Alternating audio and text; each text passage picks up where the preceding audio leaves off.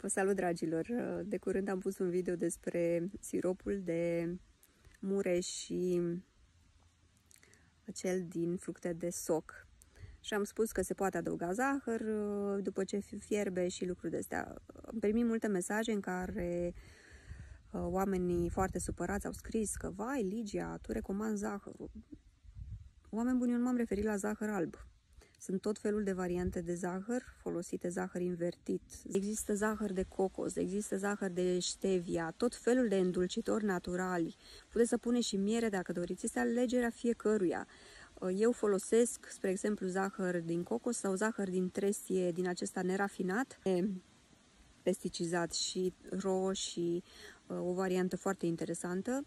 Variante regăsite pe Raw Vegan Mall din 2010, fiindcă știți că acolo am pus o parte din produsele folosite de noi, nu doar cele ce țin de alimentație, ci și de un stil de viață echilibrat per total, detergenți, cosmetice, produse pentru copii, suplimente, tot ce vreți există acolo. Și noi nu avem stoc, noi listăm produsele la mai multe magazine, noi nu ne ocupăm de comenzi, ei se ocupă de încasări, de tot și ne donează un mic procent către firma noastră, fiindcă sunt listați pe platforma noastră.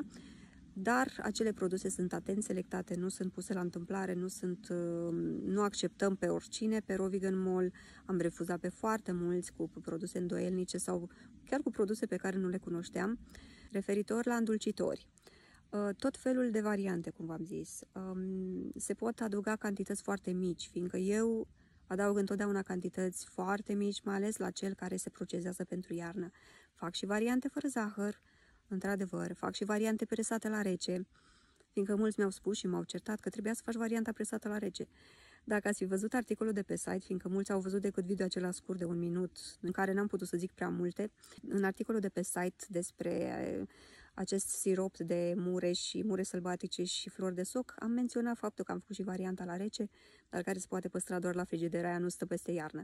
Noi am dorit și o variantă pentru iarnă, fiindcă în trecut, chiar și în perioada pandemiei, am folosit foarte mult sirop cumpărat de la producători locali sau online pentru prevenție, fiindcă asta era un sirop foarte bun, cel de soc, pentru sistemul respirator și pentru întărirea sistemului respirator, eliminarea mucusului și protecția sistemului respirator general. Deci nu te ferește de răceli de tot felul. Și chiar și mama mea de curând zice, măi, am descoperit și uite, mă ajută foarte mult și mi-e de foarte mare folos. Dar eu fac de foarte mult timp dulceață și sirop din fructe de soc cu scop terapeutic, deci îl îndulcim foarte puțin și îl consumăm ca și tratament. Din nou spun, eu niciodată nu am precizat că consum sau că nu consum zahăr, variantele acestea naturale. Chiar și în cărțile mele am rețete în care spun de zahăr de cocos. Deci cei care nu mă cunoașteți și care nu cunoașteți activitatea mea, știu că v-ați simțit poate lezați de faptul că, aoleu, am zis de zahăr, este alegerea fiecăruia. Dacă voi alegeți să consumați fără zahăr din nou sau consumați cu zahăr invertit, din nou alegerea voastră.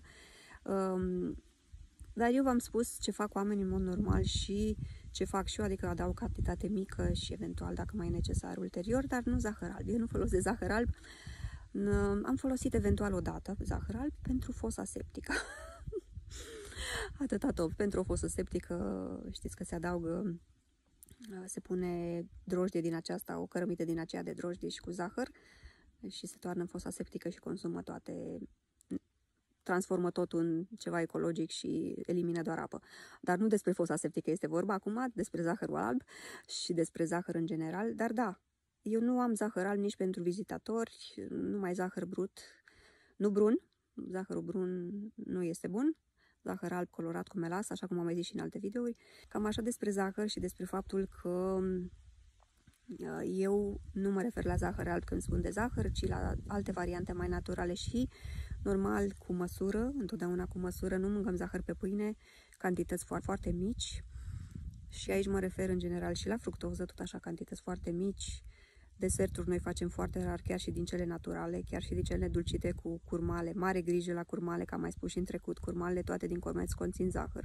Sunt păstrate în soluții foarte concentrate de zahăr și ulterior uscate și coloranți și sulfiți și alte cele și oamenii cred, le-am îndulcit cu curmale sau cu stafide și sunt naturale, nu-i nimic natural, mâncați zahăr și atât și încă concentrat, așa că mare grijă că nu toate stafidele și curmalele sunt total naturale, fiindcă altfel n-ar rezista pe un raft așa de mult timp.